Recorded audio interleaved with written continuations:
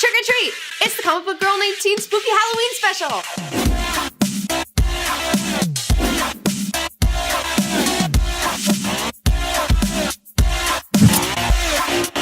Surprisingly, Halloween doesn't even exist in a lot of places. And if I lived there, I would totally start a petition to get Halloween started in my country. I'd start going around and putting up ghouls everywhere and skeletons and shitty cobwebs. And people would see how fun it is. So let's get started with my Halloween movie recommendations. This is my condensed and curated Halloween horror movie list for 2012. There's movies from the 60s, the 70s, the 80s, scary movies that are all around fun, scary movies that are so bad they're good. Trick or treat! What? Yeah, trick or treat! Yeah. What? Trolls, you're back! Give me some candy! Well, I got a candy bucket, so come get some candy. Yeah, no problem. Just always stop by and see what kind of shitty candy you had. At least you have costumes on. That's surprising. Yeah, there better not be any Werther's originals in there. Yeah, I'll be pissed. I see you're supposed to be a scary witch. What are you supposed to be over there? I'm Comic Book Slut 19! Can't you tell? I just think I'm so cool. I have a web show. Oh, that's great. That's just like me. Good job. Okay, well just take the candy. Take as much as you want. Thanks for the treats, but you're still gonna get tricks later, bitch. Yeah. Happy Halloween. First up, we're going to talk about A-list horror, Rosemary's Baby by Roman Polanski with Mia Farrow. It came out in 1968, and I know that there's a lot of prejudices against older movies. Okay, a lot of young people think that they're like, oh, it's old movies, so it's too slow and boring, whatever. Not the case here, okay? You should fucking watch it. Second of all, a lot of people are like, oh, I know what that movie's about, because you've heard about it and you know what the deal is with it. But fuck you. Still go watch it, okay? Just because you may know what the ending is going to be doesn't mean that you shouldn't watch this film, because it is so good. And if you've never heard of this movie, that's great. Don't try to find out anything about it. Don't read anything about it. Just go out and watch it. The great thing about this movie is Mia Farrow as Rosemary. It's she's such a good person and she's such a nice little waif, and she's just she's so naive and sweet and just doesn't know, and just things go so terribly for her and she doesn't deserve it, and it's just, you can totally get behind that character and just see how tragic it is. And if you don't want to take my word for it, Rosemary's Baby has a 98% on Rotten Tomatoes. A 98%? That's crazy. Honey, it's 1966. Now, Rosemary's Baby isn't action-packed and there's blood and gore all the time and hostile bullshit going on. There's none of that, okay? It is a little slower. It's the kind of movie that you'll find yourself loving because you can really get behind the characters, behind the situations, you can relate to it. It's good stuff. So now we're going to talk about one of my favorite all-time movies, Fright Night. This movie is the tops, okay? And let me tell you why. This movie has really likable characters. One of my favorites is Evil Ed, played by Stephen Jeffries. He's such a little teenage weirdo. It's great. He has the best, weirdest laugh ever and such an odd cadence to his voice. Both of them had their heads chopped off. Can you believe it? Yeah! He has really great scenes, and he has really good, acting. And I didn't see the remake because I don't need to see the remake because there's no making this film any better, especially not with Colin Farrell, okay? Colin Farrell as a vampire is not nearly as cool as Chris Sarandon as Jerry Dandridge. So one of the tropes of vampirism is, the art of seduction, how they have this, hypnotic, seductive quality. And this is played perfectly by Chris Sarandon in this movie. Not only can he seduce women, he can totally seduce, boys, men, whatever.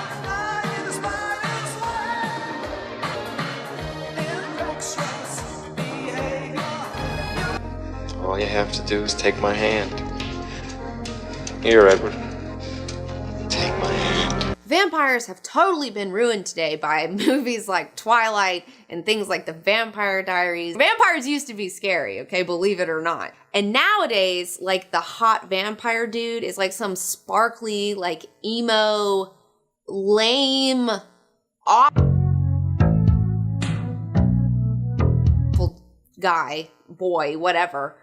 And then, think about the 80s and how the 80s, they really loved, fucking macho dudes. The 80s were, all about fucking muscles and fucking tans and all that shit. Jerry Dandridge really embodies the qualities of a hot 80s dude, okay? He's a real man, okay? He's a man, okay? And he doesn't sparkle and he doesn't want to marry you, okay? He wants to eat you, he wants to kill you and suck your blood or turn you into his like vampire whore or something. And you'll totally let him do it because he's gonna come up to you in the 80s club and give you his vampire eyes and you're gonna be like dancing and he's gonna be like, you get hotter like every time the camera looks at you, like the next time. I love it. He's dancing with this chick in this 80s nightclub. He's like seduced her with this hot 80s vampire shit.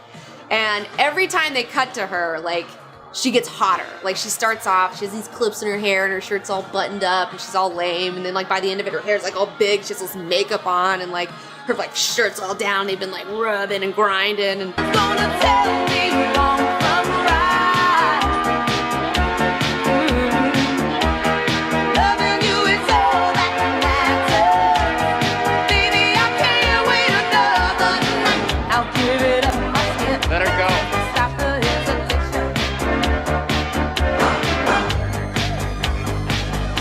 and this is the main character's girlfriend. And it's so good. Not to mention, the rest of the effects in this movie are crazy. They're done by Steve Johnson, the guy who did the Ghostbusters films. All of these effects are practical. They're all amazing.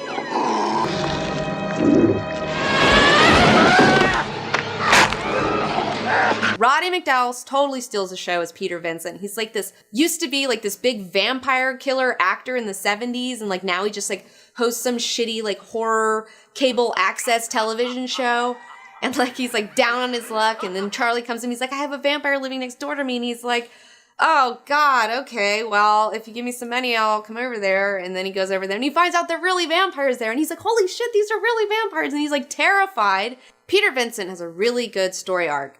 He starts off as like this cool guy on TV that you think is like a hero and everything, and then you find out that he's a total fraud and a total coward, and it makes you like really not like him and just be like, oh, that guy sucks. And then he like redeems himself and like becomes the hero and overcomes his fear and like tries his hardest to get rid of these vampires. Another movie that stars Roddy McDowall is The Legend of Hell House. This is a wonderful haunted house movie from the 70s. It's a hidden gem. The premise is 4 psychic investigators, and they go into this house, the Belasco house, and they're being paid by this millionaire to find out whether there's like life after death. And like this is the place where they think that they're gonna find that sort of information, because like this place is the Mount Everest of haunted houses. This place is like fucked up, okay? Like crazy shit happened here, like orgies and like just the worst and like terrible like stuff, like not fun orgies, like bad orgies, you know? This movie's got cats jumping on people out of nowhere and scratching the shit out of them. Shadow orgies, ectoplasmic seances, it's a satanic chapel, it has ghost-killing science machines, it has ghost rape. I mean, what more do you want here? What the spiritualists refer to as ectoplasm is derived almost entirely from the medium's body. The remainder being an admixture from the air and the medium's costume, fibers from veins, food and dust particles, etc., etc. But the bulk of it is organic living matter, an organic externalization of thought, mind, reduced to matter. You mean she made that figure from herself? Truth be told, The Legend of Hell House isn't that great of a movie. It's not nearly as good as the book. The book is very graphic, very gory, very adult, okay? The movie suffers from not having that great of directing. You don't really know the characters. The pacing is a bit slow. Also, they don't have a big budget, and they didn't go as far as the book did. And the book, like I said, is pretty gruesome. I would love to see this remade, okay? Now, this is a movie that's worth remaking, Hollywood. Fright Night did not need to be remade. But this movie could be really great, and when I win the Mega Millions, I'm going to produce this film and remake it because it's going to be awesome. And if you like Legend of Hell House, you should check out the book called Hell House, okay? This movie is based on a book called Hell House by Richard Matheson. Who's Richard Matheson, you might ask? Oh, well, he's only this hugely influential, badass, like, sci-fi horror screenwriter / like, short story novelist. You've seen his work, and you don't even know it. He's influenced Stephen King, Anne Rice, George Romero. This guy is a legend. Other movies that were based on his works is like Somewhere in Time, What Dreams May Come, Stir of Echoes, The Box, Steven Spielberg's first movie, Duel. He also wrote like 16 episodes of The Twilight Zone, including Terror at 20,000 Feet with William Shatner. There's a man out there. Would you wake up, please, honey? And he rewrote the whole thing for the Twilight Zone movie.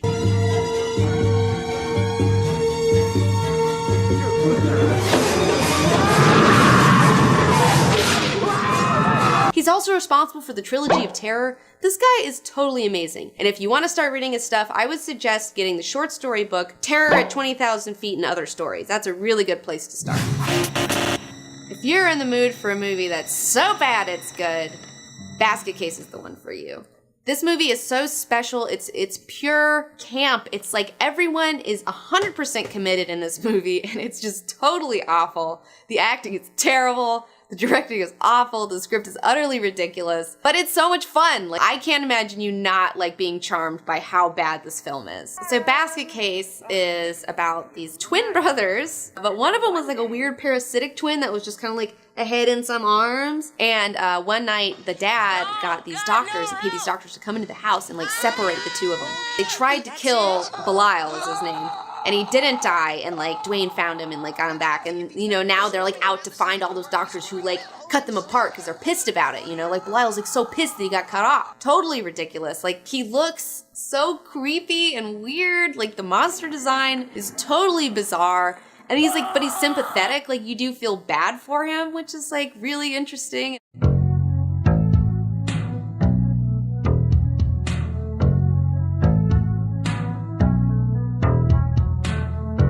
The acting is so horrible. It's so bad. It's utterly charming with how bad it is. It's so naive. It's 100% committed, and it's 100% terrible.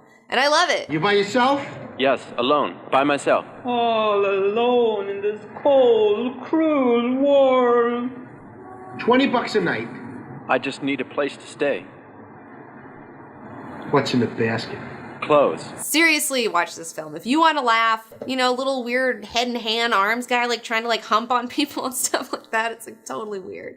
What's in the basket? This is the quintessential so bad it's good movie. Now, I know there's some people out there who don't really like horror movies and they're kind of scaredy cats. They don't like scary stuff. So, for you, I've picked the comedy The Burbs, starring Tom Hanks. This movie is so funny, it's crazy. A typical street in the burbs. Morning, Walter! Where nothing much ever happened until the Klopeks moved in. I've been watching it since I was a kid. I introduced it to everybody I know. It's really funny, and it has a lot of fun horror elements in it, too. You wouldn't want to visit there. Ray. This is Walter. In The Burbs, Tom Hanks lives next to this haunted house. These weirdos called the Klopeks moved in. They like never mow their lawn. Their house looks like shit. Like, they see them like digging up shit like in the backyard in the middle of the night, like when it's raining, like just weird stuff. And then this man disappears from down the street, and they think that like the Klopeks had something to do with it. So like Tom Hanks has to like team up with these other suburbanites, and it's hilarious. And Corey Feldman is in it as like the obnoxious next door teenager, and he's really good. He like totally does a great job. The Burbs is just funny and fun all around, and it's got really great horror elements in it. It's like this big like mystery, like whodunit type situation. They're like trying to find the proof that these guys are weirdos, and it's really good. So I've been seeing that there's a lot of interest in H.P. Lovecraft as of late. I've noticed a lot of people asking me about him and, you know, what stories they should read and all this sort of stuff. Well, if you like H.P. Lovecraft and you're interested in cosmic horror, you should check out Arthur Machen's The Great God Pan.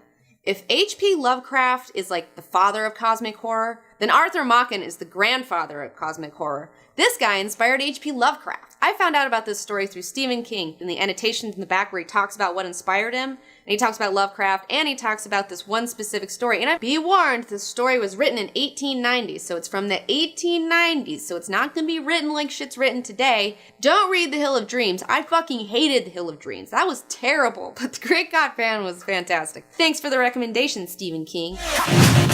So I got a couple of good comic recommendations for you. It's a reprint of horror comics from the 50s. Okay, this is the #1 haunted horror.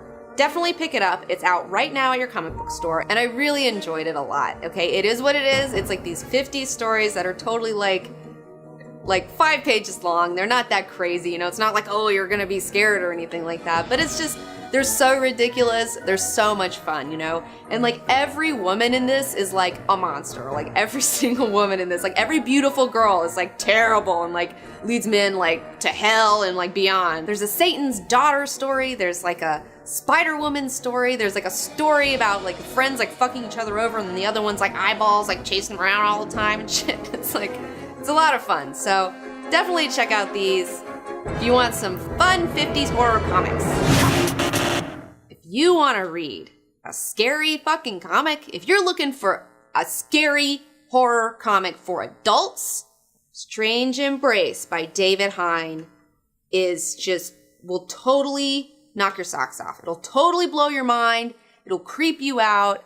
It's so scary. Like, I've never read a comic that like really like scared me, and I was like, wow, like that's fucked up. David Hein is a genius, but he's like the master of taking a story and then like chopping it up in all these different pieces and like feeding you a little bit of information at a time. You're wanting more, like he keeps like just adding layer after layer after layer of like horror elements. Like there's supernatural elements to it, but like the most horrible stuff is like totally mundane. It's things that could actually happen. This comic is a masterpiece. It's got like the horror of obsession, the horror of like womanhood in the Victorian era, the horror of disease, the horror of family, sexual horror. I heard that it was optioned for a movie, and after I read this, I was like, why isn't this a movie? Like, why is this not a movie? Come on, guys, like, please, like, this would be amazing. Hey guys, if you like this show, please click the like button. It's a simple thing you can do to help new viewers find my show. Also, AVX next week, I promise.